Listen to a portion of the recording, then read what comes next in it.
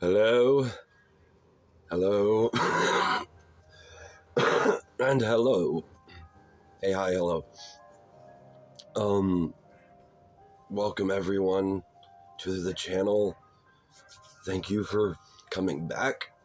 Thank you for coming to say hi. Thank you for the insane amounts of continued love and support. And today's a good update day. I've got really big news, really good news, and I'll try and get through it as quickly as possible because I know I can be really boring when I sit and talk forever, and I just, of course, broke this while speaking. Didn't break it, I disconnected it, but now it's back, so we're okay.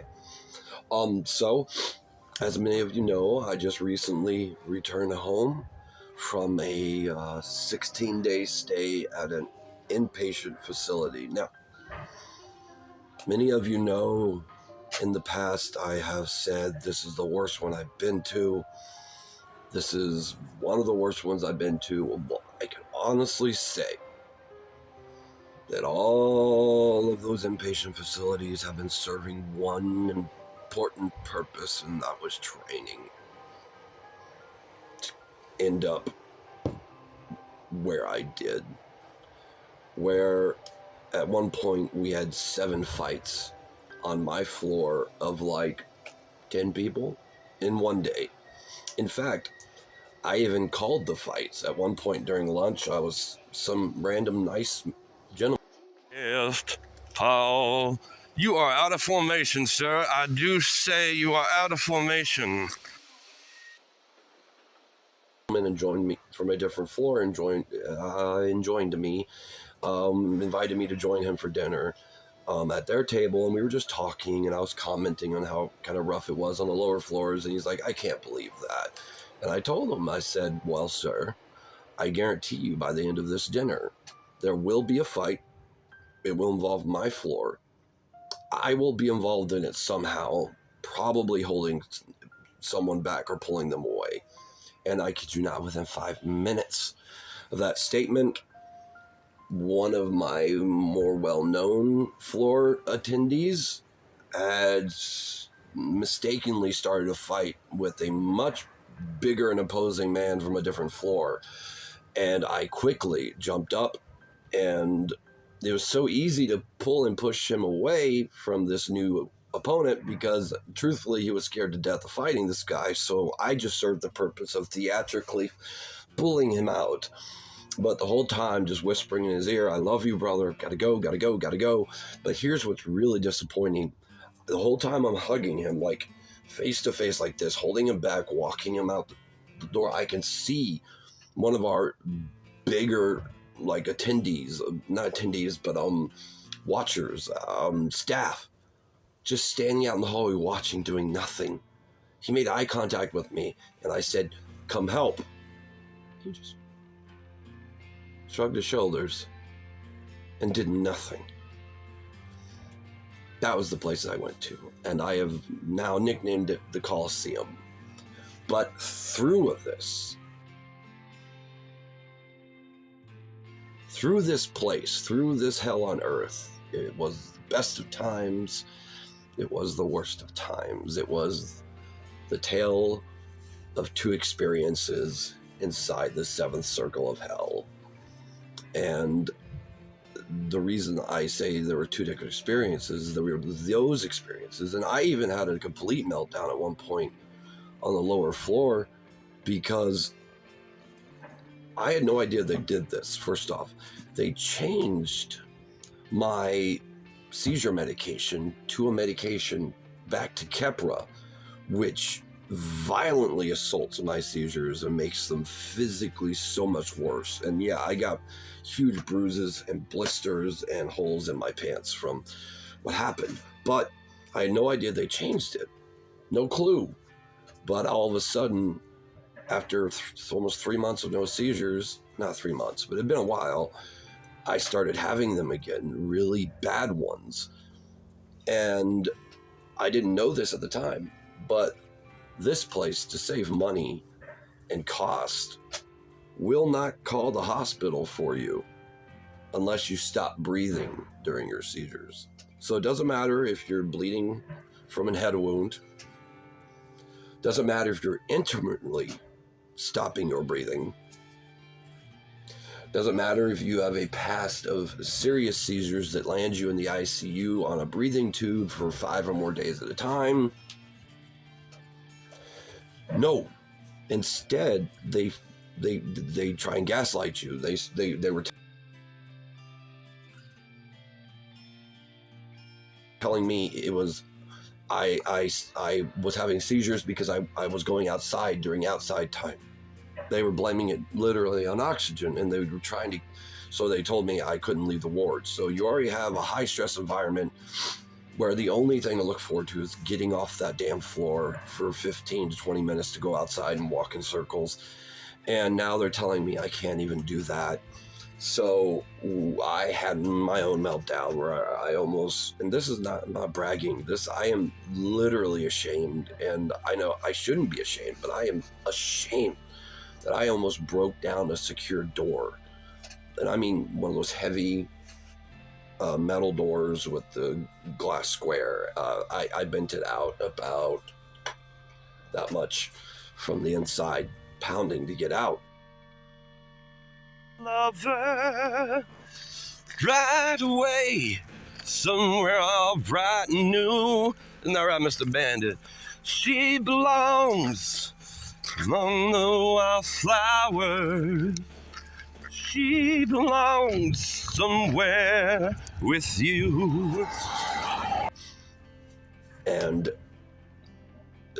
but they quickly realized how if they just talk to me and make agreements with me and just, what's the word I'm looking for? I'm sorry, that's part of the big news is I'm receiving a new treatment, but it affects memory loss, and I already have terrible memory loss from numerous bad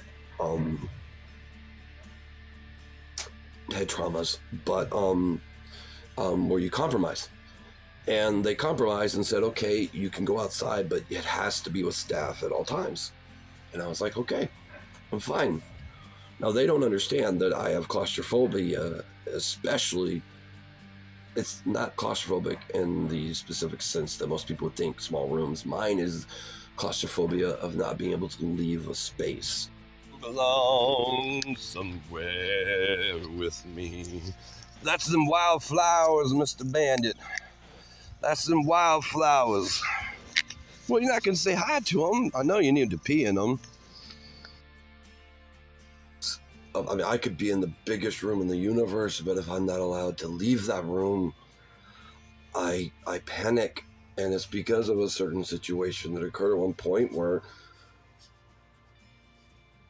my life was in danger. It was only for a short period of time,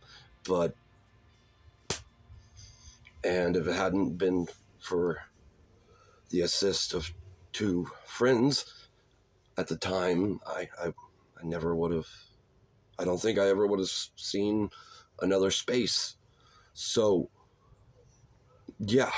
So once they compromised with me and spoke with me, and it wasn't until later that one of the guards told me that they won't send you to the hospital unless you've completely stopped breathing, and basically that they have to use the defibrillator on you.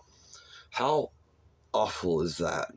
That a hospital for the mind will endanger your physical health for the sole purpose of sparing a few bucks, genuinely endangering your life. And it was at that point where I also demanded something. I told them, because they were telling, I expected to leave in like 7 days, and it looked like it was going to be 10 days. But then my primary care doctor at the place, I never saw a psychologist, I never saw a psychiatrist. I saw one primary care doctor for maybe 3 minutes, once each day. Anyhow, he told me he wanted to try a new treatment on me, ECT. It's like a I don't understand it, so correct me in the comments. I don't mind, but it's like a very short ketamine-induced electronic shock therapy. It's technically like brain surgery of some type. They put you under, they direct the electronic pulses to the part of the brain that controls, for you, for me, my major depression. Like, it's not going to help fix my psychosis, and I had no hope that it would really help with the depression, like he was saying, but he made me a deal. He said if I was willing to sign up for an additional 5 days, if I willingly stayed 5 more days, he would move me up to a higher level, like floor 6 or 7, and he just wanted to see how I reacted to the ECT treatments. This was a big deal for me. You get me in there, and within day 2, I'll escape if I can. I've escaped hospitals before using body doubles and things like that. But something happened. I made a decision for myself that I've never made before. I decided instead of just trying to get out of there, I was going to try and take advantage of the medical help that was there. And yes, they may have sucked a lot on other things, but this was an opportunity to try something I've never tried before. And after 10 years, 7 years of pills, it was worth a try, right? And boy, it was worth a fucking try. So I willingly stayed. Life, is this just fantasy? Caught in the landslide, no escape from reality. In your eyes, look up to the skies and see.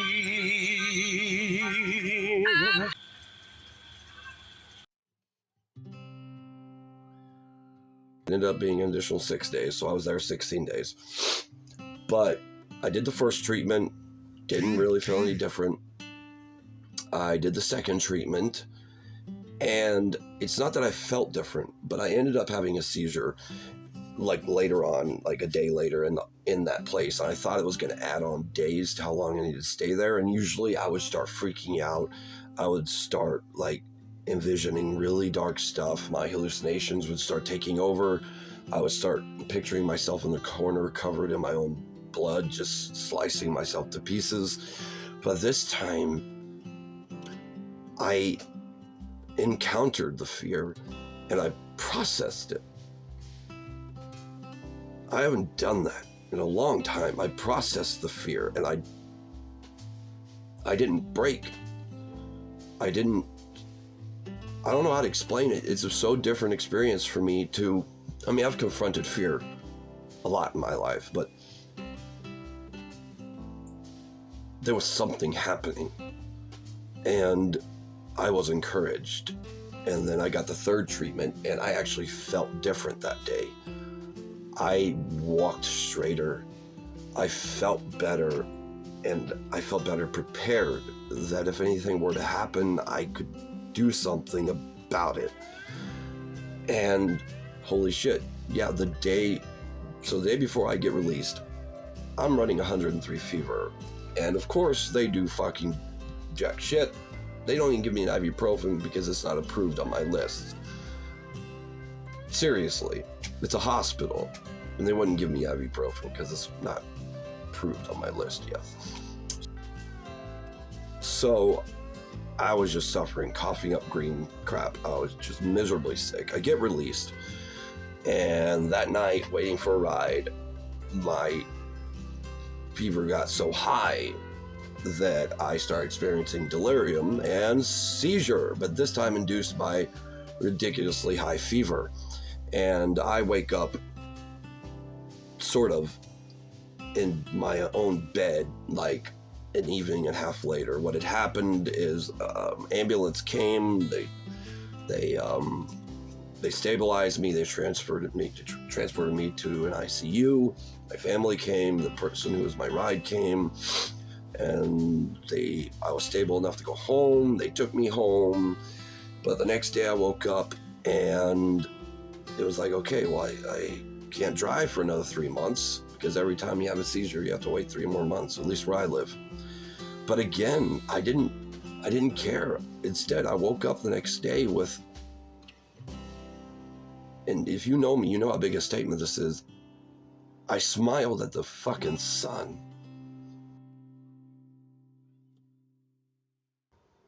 I didn't damn him. I didn't curse him. I woke up, and it was like I woke up. And everyone finds a treatment that works for them, but to find one that was repairing me instead of just masking symptoms is the biggest deal I've ever experienced when it comes to my own treatment. It's a huge, momentous occasion for me.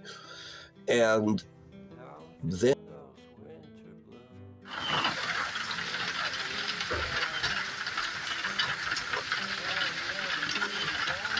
and all of a sudden things started happening. I'm talking, you know how the VA likes to just bend me, just slap me for the hell of it. I got a brand new case manager, and within like a day of her taking over, all of a sudden my PTSD eligibility, disability benefits raised. Like I'm going in next week for basically what's just, procedure, but it's supposed to be going to 100%. And she did this within days when I've had other people months, years, nothing happened. And not only that, she got my seizure medication for fucking free for the first time ever. And that just days. And then she got me set up with my primary care provider to get the, it's whatever they call, when a doctor issues hey, we would like to send this person to go receive this. I don't know what it's called, like a recommendation. But that would have taken months. Nope, she does this. And not only does she do this, she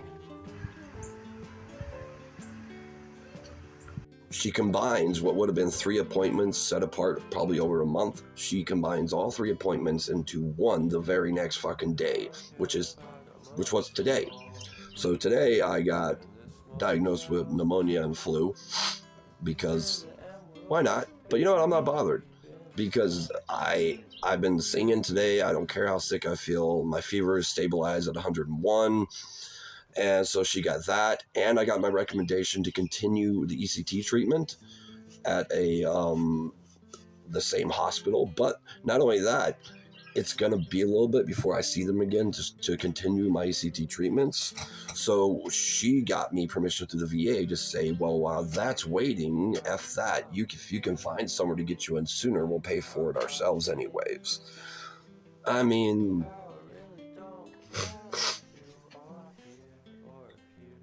this is, like, is this what life is? Is it just... I don't know. I don't know if I've just seen life through a lens darkly for so long that I've forgotten that there are rays of beautifully colored paint that can stroke a single span of your day and make it better. I don't know if that's true, but I'm seeing it through a lens clearly. And I like what I see. I do. And I'm really excited about it. And I wanted to share all this really good news with y'all. And my dental issues, as much as they can be taken care of, they are taken care of. Thanks to you. And I am speechless in my gratefulness and appreciation.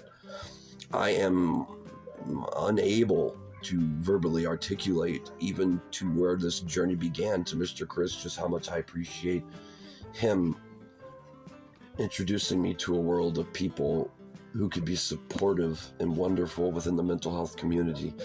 I am grateful beyond description to students with psychosis for giving me an electronic internet family people I've met through there. I want to be thankful to all of you, to everyone at the same time. Thank you. So that's all like the really cool, really good news. And there's more. There's more stuff that I haven't shared, but I do have a kind of funny, awful ECT. So I didn't think I had repressed memories. So this is a trigger warning. It gets a little violent. So usually when I woke up from ECT, you just slowly wake up and you become aware that you exist in the world again as a baby, but a full adult who's capable of throwing up and pooping your pants if you're not careful. But I came to screaming and people holding me back, and I was yelling that they're cutting out his tongue. And now I'm not sure if that's a memory, a false memory, or a hallucination I experienced that became a memory. But I just wanted to make sure that you understand that it's helping heal my depression, but the psychosis is still there and it will rear its ugly head. But I'm okay with that because I think I'm beginning to have the tools on my emotional side of things, such as depression, to combat it for once and to take active status in my own life. I'm not gonna be a spectator anymore. You know, the captain of my ship, the fucking general of my soul, that's what I'm gonna be. And I'm prepared each and every day. I'm doing a little bit more to take control back over my life, and I'm ready for this. And I just want to promise you guys who have put so much into me, I will not fail. Ever. That is my promise to you. And by fail, I think you know what I mean.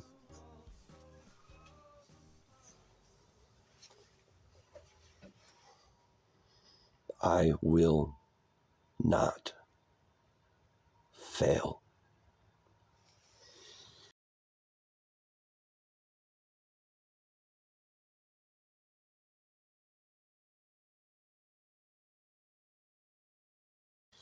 Anyhow, I love you guys. Y'all are fantastic human beings, and I love this family we've all put together, and I hope that I didn't bore the shit out of you with this long video.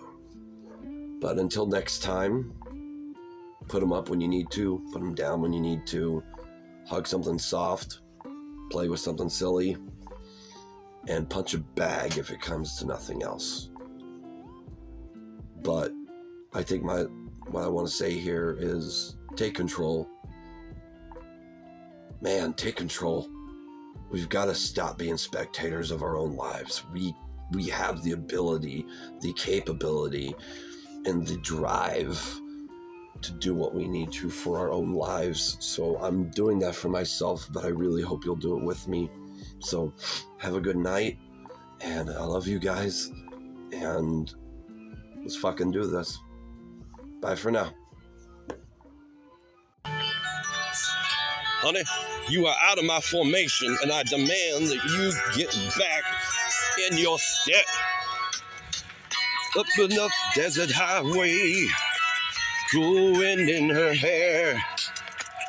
On the depth of the colitis, rising up through the air. Up ahead in the distance. Hey, cuties. Little cuties. Oh, my goodness. Oh, my goodness gracious. Hey, sweetie. Who's a sweet girl? Who's a sweet girl, yeah? Who's your good kitty? Oh, my goodness. Oh, my goodness.